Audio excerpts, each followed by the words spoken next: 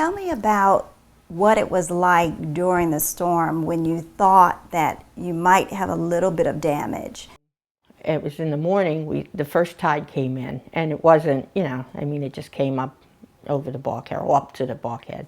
Then the second tide came in, then it started to come over the bulkhead and up to the house, but it never came back in, never came into the house. And then you had the third, which was about 8 o'clock at night, and then it's all started to come into the house, and I said, well, we better go up in the attic. So we had we packed a little bag, and we all went up in the attic. We weren't taking the whole thing serious, and then I started watching that water go up, and I'm like, when is it time to leave the attic? Because I didn't want to die in the attic. So thank God the tides turned, and by 8 o'clock in the morning it was fine. We were able to sit on the bed, the wet bed. I said, what do I do now? Because I don't have a place to live. My house is destroyed, my whole life is gone. My pictures are gone, like things that I had for years, stuff that my mother has given to me, gone. It's been a long road, but you have to move on, and I'm really trying to. Did your insurance company treat you well? I was on the phone. I got to the point when I was at work. I don't even know why they let me work. But I was on the phone constantly with FEMA. FEMA was, every time you call them, you're talking to somebody different. And, for the rental assistance, which they did give you, but you fought for it. Let me tell you, you really fought for it. It was like, you're missing this paperwork. I said, okay. I said, I'll send it in.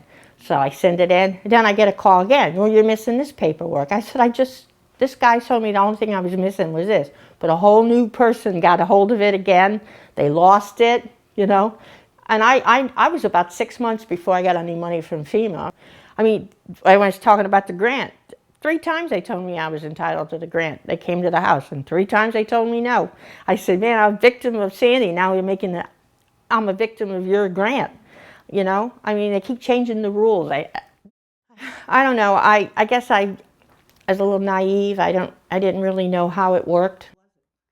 Do you feel like you held up your end of the bargain when it comes to the insurance company, but they didn't hold up their end of it? Well, I've been paying my flood insurance since 1992, so when it came time to use it, I ripped my whole house down. So I had no other choice. I had to rip it down. I think I should have got the full amount. If I had $170-some thousand worth of flood insurance. Since I ripped my house down, I really believed I should get the $170,000. I got $75,000, and I had to rebuild my house, What have you had to do to have your home back again? It was like really difficult because they wanted so much stuff. Like they wanted a flood policy. I don't have a house. How can I get a flood policy? Allstate wouldn't give me a flood policy.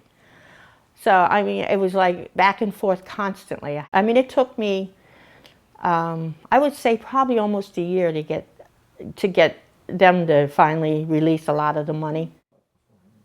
I don't even want insurance anymore. You have the insurance, and it's like, what are you going to pay me? So I got $250,000 worth of coverage on this house. And if I should have another storm, what are they going to give me? $70,000? Why am what am I buying, I think I got screwed because, I'm a responsible person. I think if you're responsible, I think you were screwed during Sandy. Is there anything you would like to say to other homeowners, some words of wisdom after going through this experience? I don't know. You really have to just keep going after them. You can't give up. There's so many people who gave up and got nothing. And so many times I want to just say, I'm not doing this no more. And if I did that, I wouldn't be sitting here today talking to you. I wouldn't have anything. How do you heal and how do you move on? It really is getting old. I wish that it didn't happen. I wish that I could move on with my life the way it was before, but it didn't. So now I have to make choices. This is my burden, and I had to leave it for my kids. They just have to fight.